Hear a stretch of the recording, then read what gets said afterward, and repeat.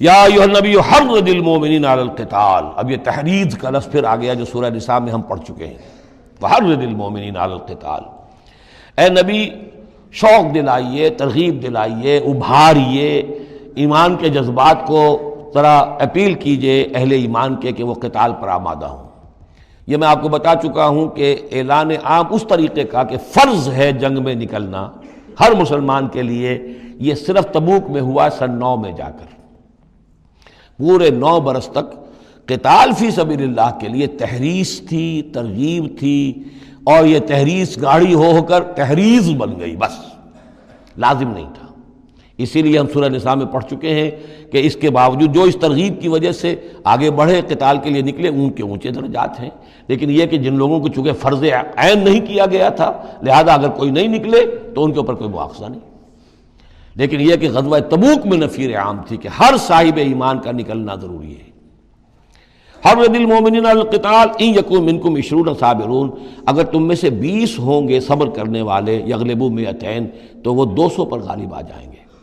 وَإِن يَكُن مِّنكُم 100 اور اگر ہوں گے تم میں سے 100 یغلبوا 1000 وہ غالب آ جائیں گے 1000 پر، من الذین کفروا کافروں میں سے، بأنہم قوم لا یفقہون اس لیے کہ وہ سمجھ نہیں رکھتے.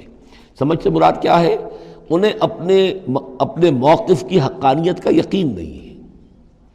ایک شخص ہے جو جانتا میں حق پر ہوں، میں حق کے لیے لڑ رہا ہوں. ایک شخص ہے ڈل مل ہے، ایسے ہی لڑ رہا ہے، مارے باندھے کو لڑ رہا ہے، کسی کے کہے سے آ گیا، مرسینری ہے، تنخواہ یافتہ ہے اس لیے آ گیا. اب اس میں زمین و آسمان کا فرق ہوگا.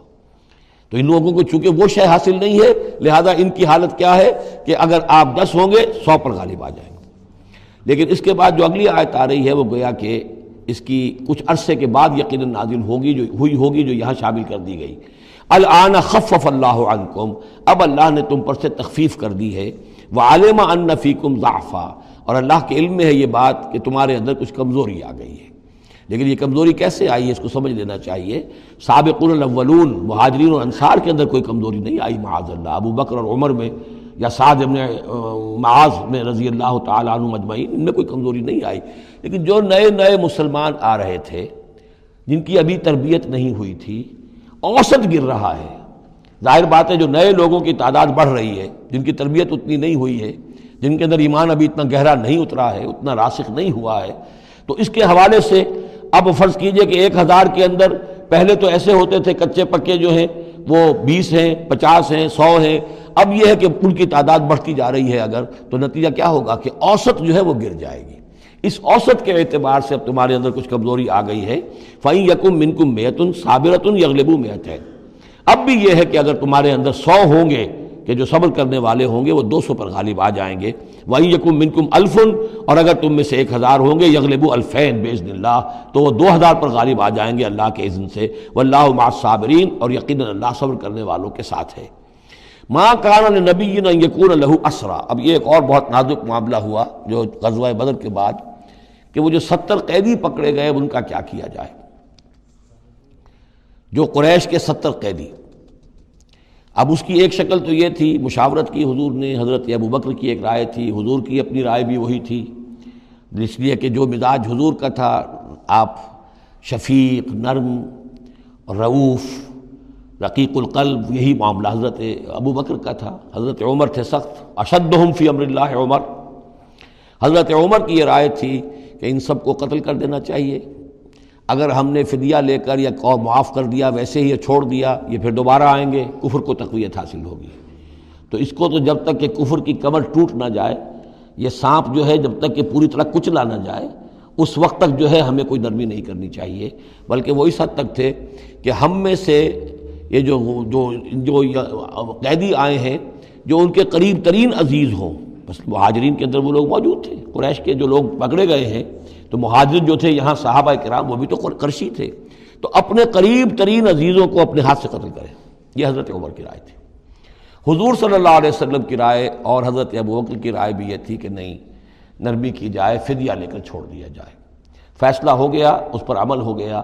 لیکن پھر جو یہ آیت اتری ہے یہ پھر بہت سخت ہے. اس میں اس فیصلے کو غلط قرار دیا گیا. اگرچہ فیصلہ ہو گیا ٹھیک ہے، لیکن یہ کہ اس کے اوپر گرفت ہوئی ہے کہ یہ نہیں ہونا چاہیے تھا. یہ مضمون بنیادی طور پر یہ سورہ محمد میں آئے گا صلی اللہ علیہ وسلم، اور وہاں تفصیل کے ساتھ اس کی پوری بات آ چکی ہے۔ اور چونکہ سورہ محمد سورہ بقرہ سے بھی پہلے نازل ہو چکی تھی، سورۃ القتال، اس حوالے سے یہ بات جو ہے بہت اہم ہے کہ اس میں یہ قاعدہ قانون آ چکا تھا۔ اس کے باوجود اس بات کا ہو جانا یہ گویا کہ ایک طرح سے ایک کوتاہی ہوئی ہے، وقتی طور پر نظر انداز ہو گیا اللہ تعالیٰ کا مستقل حکم۔ ما کان لنبی ان یکون لہ اسریٰ، کسی نبی کے لیے یہ جائز نہیں ہے کہ اس کے پاس قیدی ہوں، حتی یسخن فی الارض، جب تک کہ زمین کے اندر خوب خونریزی نہ ہو لے، یعنی باطل کی کمر نہ توڑی جا چکی ہو، اس وقت تک قیدی رکھنا۔ قیدی رکھنے کا مطلب تو ہے کہ وہ زندہ رہیں گے، آج نہیں تو کل انہیں چھوڑنا پڑے گا، آپ چھوڑیں گے ان کو، وہ پھر کفر کی تقویت کا باعث بنیں گے۔ تریدون عرض الدنیا، تم دنیا کا ساز و سامان چاہتے ہو، یعنی فدیہ ملے گا، مال ملے گا۔ اب یہ ظاہر بات ہے کہ نہ حضور کی یہ نیت ہو سکتی تھی معاذ اللہ، اور نہ حضرت ابو بکر کی، لیکن اللہ تعالیٰ کا معاملہ ہے، جب وہ اپنے نبیوں کے اوپر بھی کبھی گرفت کرتا ہے تو بظاہر الفاظ بڑے سخت ہوتے ہیں، بظاہر بڑے سخت ہوتے ہیں، تو اس کے اندر وہ سختی موجود ہے۔ ظاہر بات ہے کہ یہ بات نہ حضور کے لیے نہ حضرت ابو بکر کے لیے۔ تریدون عرض الدنیا، تم دنیا کا سامان چاہتے ہو، واللہ یرید الآخرہ، اللہ کے پیش نظر آخرت ہے۔ سورہ محمد کی آیت نمبر 4 میں یہ پورا قانون آئے گا، ہم وہاں پڑھ لیں گے۔ واللہ عزیز حکیم، اور اللہ تعالی عزیز اور حکیم ہے۔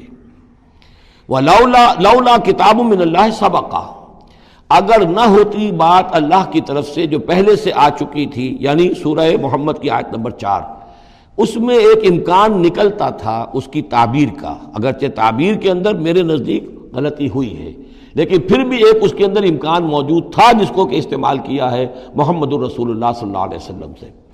لولا کتاب من اللہ سبقہ، اگر یہ اللہ تعالیٰ کی طرف سے بات پہلے سے طے نہ ہو چکی ہوتی، لمسکم فیما اخذتم عذاب عظیم، تو جو کچھ تم نے یہ فدیہ وغیرہ لیا ہے اس پر تم پر بڑا سخت عذاب آتا۔ قانون ہم سورہ محمد میں پڑھیں گے کہ وہ کیا تھا، اور اس کی انٹرپریٹیشن کے اندر یہاں حضور نے کس جگہ سے گنجائش نکالی۔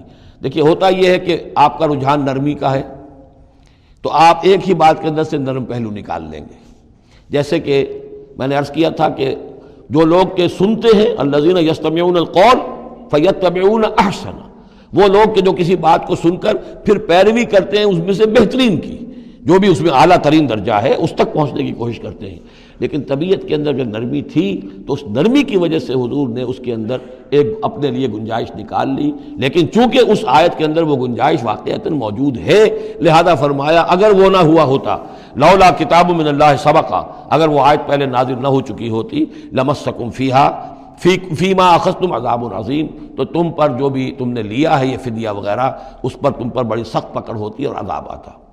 روایات میں آتا ہے کہ حضور بھی اور حضرت ابو بکر بھی دونوں پھر اس آیت کے نزول کے بعد روتے رہے ہیں کہ ہم سے یہ خطا ہوئی ہے۔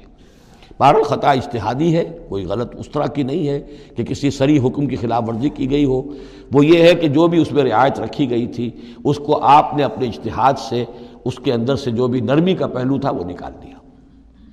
فَكُلُوا مِمَّا غَنِمْتُمْ حَلَالًا طَيِّبًا، تو اب کھاؤ جو تمہیں ملا ہے غنیمت۔ غنیمت میں وہ بھی ہے جو عین جنگ کے موقع پر مال غنیمت ملا، اور جو فدیہ اب مل رہا ہے وہ بھی غنیمت ہے۔